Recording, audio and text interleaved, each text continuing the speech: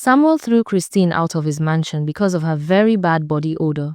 Christine had been the envy of every girl on campus at Nnamdi Azikiwe University in Awka.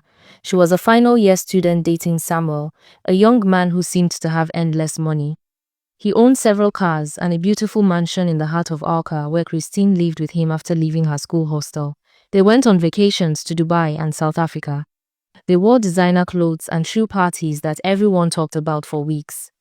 Other girls whispered about how lucky Christine was, how she had won the lottery of life by finding such a rich boyfriend. Christine's friend Amanda had warned her once. She told Christine to ask questions about where all this sudden wealth came from, because Samuel had been a regular student just like them before he mysteriously became rich.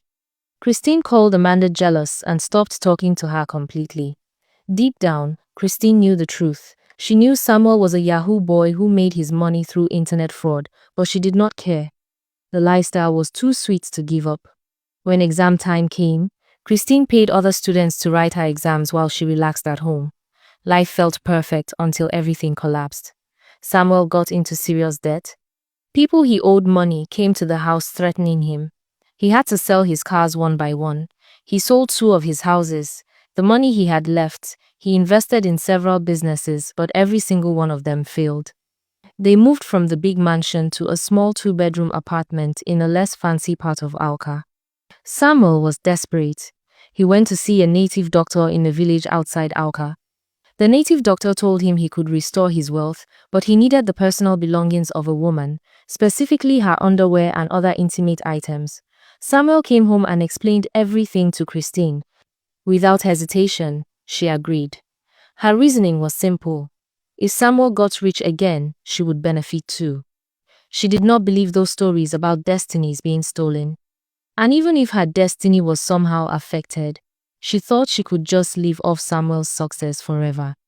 She handed over her underwear and other personal items without fear. The ritual was performed. Within 3 weeks, Samuel started making money again. Big money. They moved back to a nice house. He bought a new car. Everything seemed to be returning to normal. Christine was relieved and happy. Then the smell started. Samuel complained that Christine had a terrible body odor. She was confused because she bathed twice daily and used expensive perfumes like she always had. She could not smell anything wrong with herself, but Samuel kept complaining. When she went to the market, people moved away from her. In church, the woman sitting next to her shifted to another seat. Classmates wrinkled their noses when she walked past. Even strangers on the street turned their faces away. Christine scrubbed her body until her skin hurt. She bought different soaps and perfumes. Nothing worked. The smell that only others could perceive grew worse each day. Samuel could barely look at her anymore. One evening, he packed her bags and told her to leave. She begged and cried, but he pushed her out of the house and locked the gate.